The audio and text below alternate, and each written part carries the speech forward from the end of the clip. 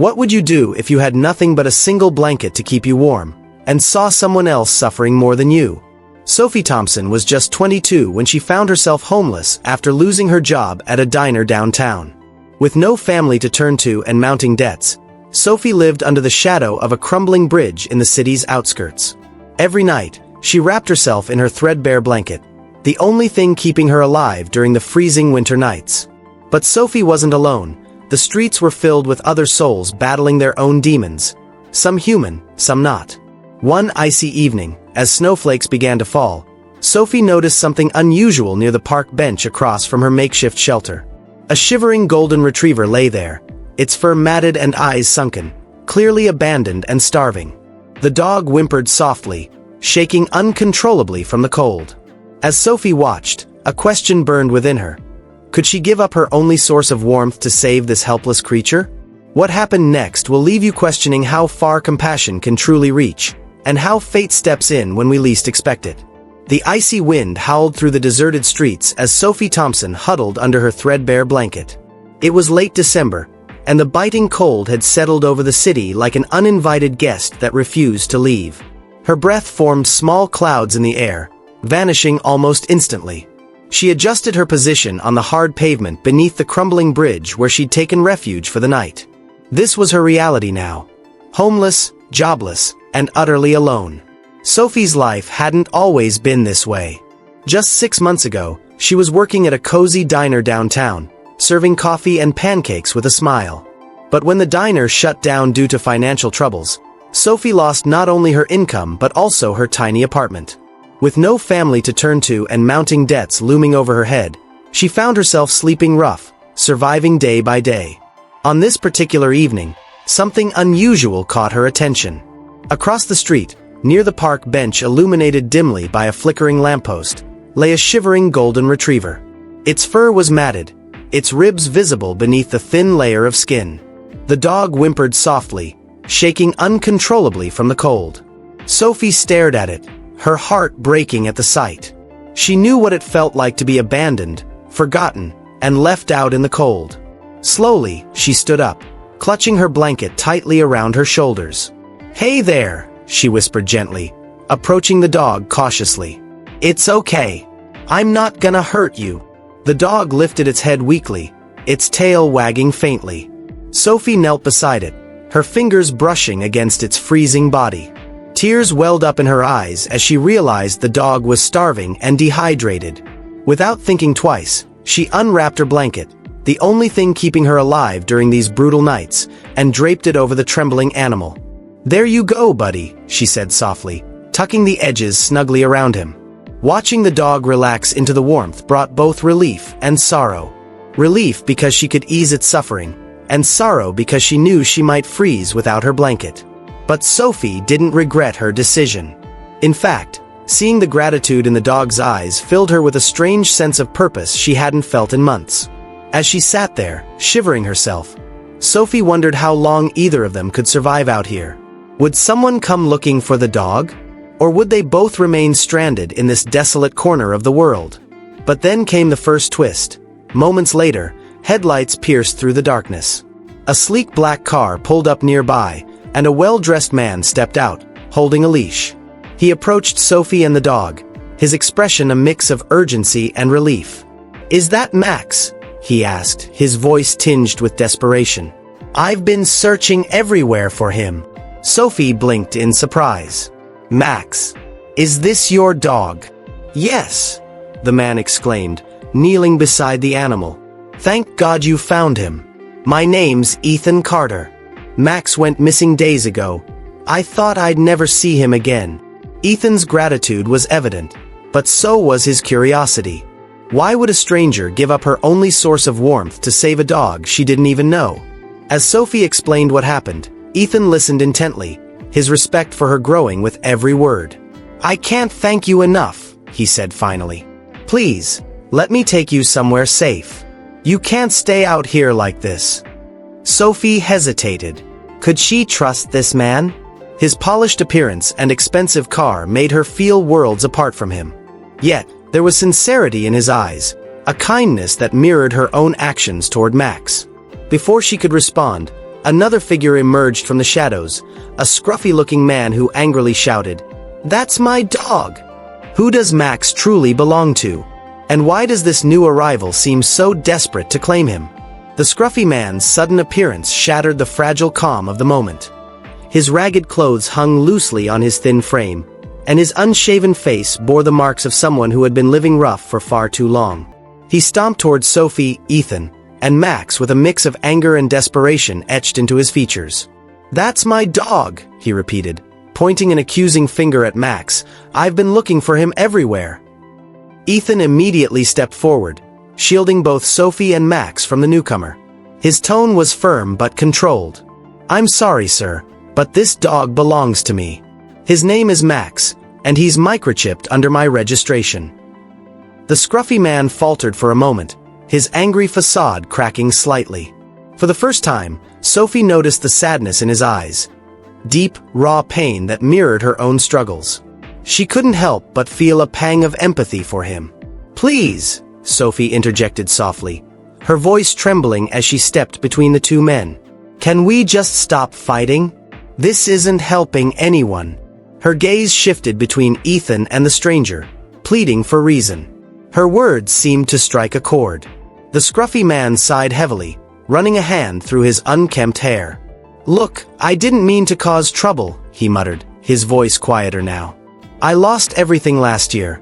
My house, my wife, even my dignity. This dog, he reminded me of happier times. I thought maybe." His voice trailed off, leaving an awkward silence in its wake. Sophie felt her heart ache for him. She knew all too well what it meant to lose everything and cling to whatever scraps of hope remained. Ethan studied the man carefully before speaking. "What's your name?" he asked gently. "Greg," the man replied hesitantly. "Greg Miller." "Well, Greg," Ethan said after a pause, "I understand how hard life can be. But stealing someone else's dog won't solve your problems. Let's go somewhere warm where we can talk about this properly. Maybe there's a way we can help each other." Sophie watched as Greg hesitated, clearly torn. Finally, he nodded reluctantly. "Okay," he said quietly. "But I swear, I wasn't trying to hurt anyone." As they prepared to leave, Sophie climbed into Ethan's car alongside Max, while Greg followed in his beat-up old truck. Yet, despite the temporary truce, Sophie couldn't shake the feeling that something, or someone, was watching them. Glancing back, she spotted a pair of glowing eyes in the shadows beneath the bridge. Was it paranoia, or was danger lurking nearby? At Ethan's shelter headquarters, Sophie discovered a bulletin board covered in photos of missing dogs, including one labeled "Reward, $50,000. Could this discovery change everything? The ride to Ethan's shelter headquarters was quiet, save for the occasional whine from Max as he shifted in the back seat.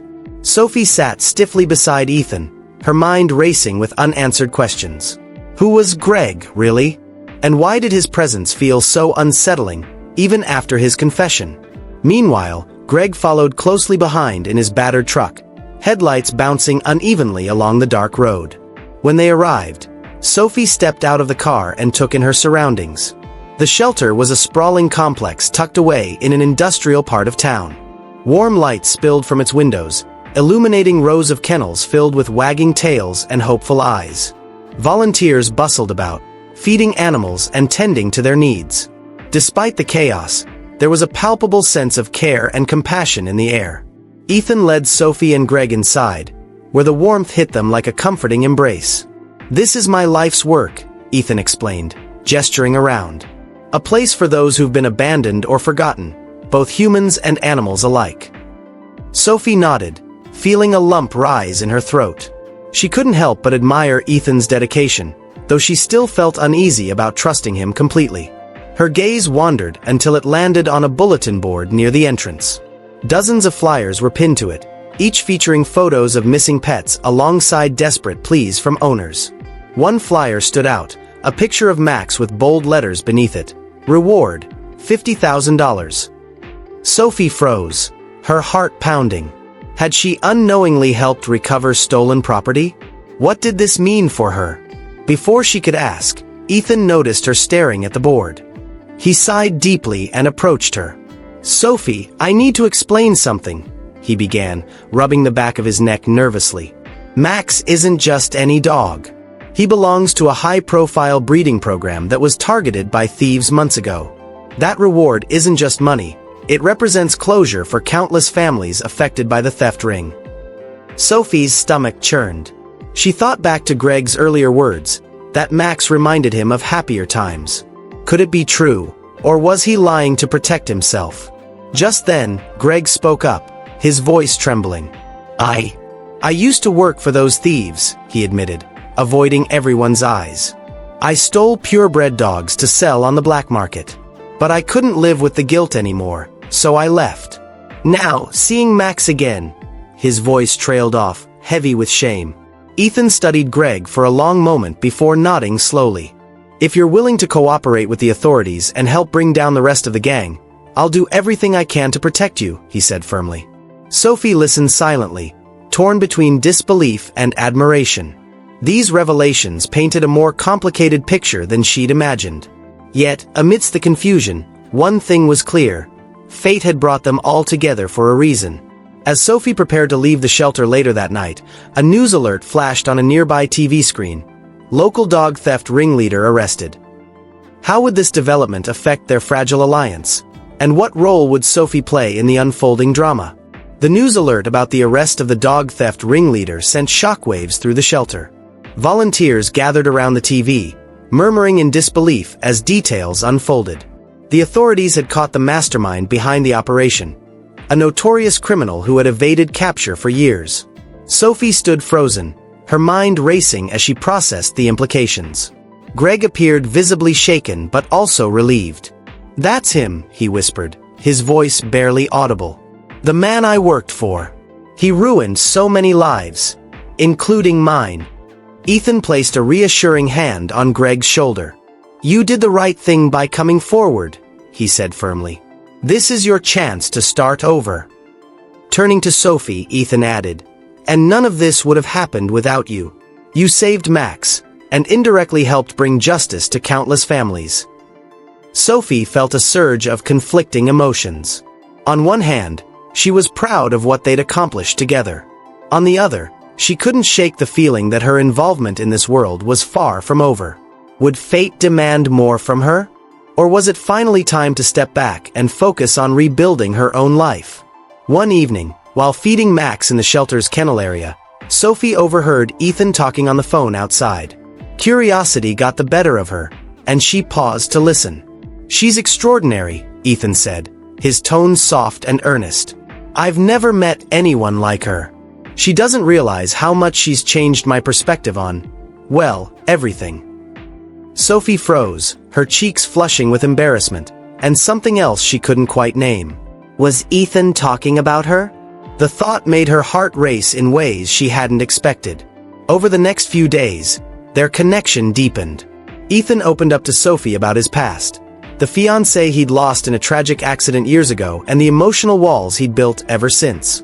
Sophie shared her own story, speaking candidly about her struggles with homelessness and loneliness. Their mutual vulnerability drew them closer, creating a bond neither of them had anticipated. Yet, Sophie wrestled with doubts. Could she really allow herself to trust again?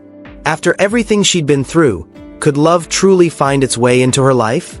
And if it did, would she be brave enough to embrace it?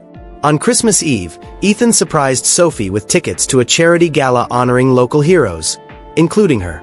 As they dressed for the event, Sophie couldn't help but wonder, was this night going to change her life forever? The charity gala was held in a grand ballroom adorned with twinkling fairy lights and towering Christmas trees. Sophie felt out of place among the elegantly dressed guests, her borrowed gown feeling both foreign and magical against her skin. Ethan stood beside her, his presence calming yet exhilarating. As they entered the room, whispers rippled through the crowd.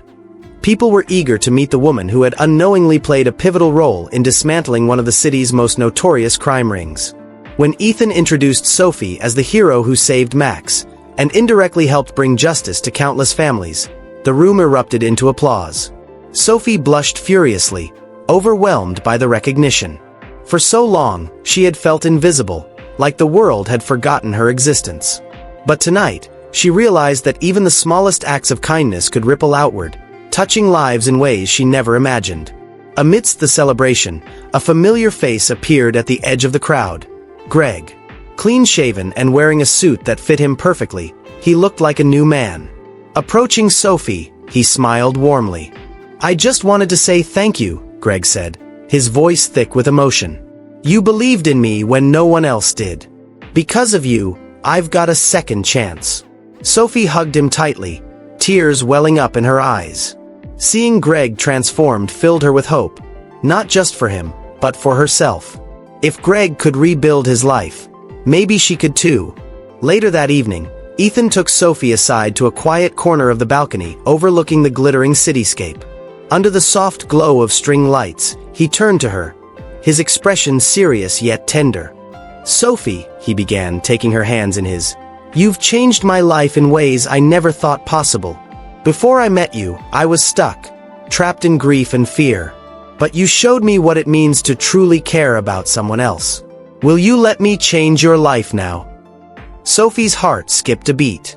She searched his eyes, seeing nothing but sincerity and love. In that moment, she realized that fate had brought them together for a reason. "Yes," she whispered, her voice trembling with emotion. "Yes, I will." Months later, Sophie officially adopted Max, completing their journey together. With Ethan by her side and Max wagging happily at her feet, Sophie finally felt whole again, a testament to the power of kindness, redemption, and unexpected rewards.